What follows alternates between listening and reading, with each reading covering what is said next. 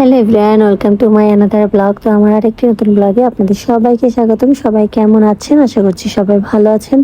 তো এই ভিডিওটা ছিল ঈদের 2 দিন আগের।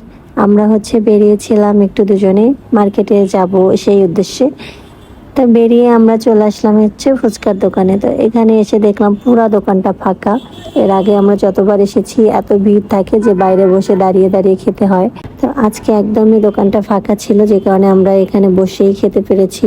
আর যেহেতু রোজার মাস, ইফতারের পরে ওরকম লোকজন আসে না। তো এই তো আমাদের চটপটিটাও চলে আসছে। আর সৌরভের কথা কি বলবো, আজকে ছুটির দিন, তাও সে মোবাইল নিয়ে ব্যস্ত, কারণ অফিস থেকে তার প্রচুর কল আসে। তো ওইটাই ও ফোনের মধ্যে মিটিং করতেছিল। যাই হোক, এরপরে আমরা একটু সামনের দিকে এগিয়ে সিপির দোকানে, সিপি 5 স্টারে চলে আসছি। এখানে এসে একটা চিকেন আর মিটবল অর্ডার করেছিলাম।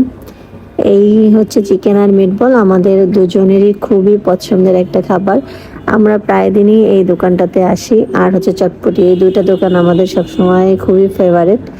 তো এখানে এসে সৌরভ ব্যস্ত, ফোন নিয়ে, ওকে নিয়ে ঘুরতে বেরিয়েছি না কি করতে বেরিয়েছে ওটাই বুঝতে পারছি না। আর এই ব্যাগটার দাম অনেক বেশি ছিল, 11,000 টাকা।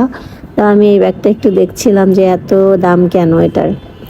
এরপরে আমরা এই তো ইজিতে চলে আসছি। এখানে এসে দেখছিলাম যে ঈদের কি কি কেনাকাটা করা যায়।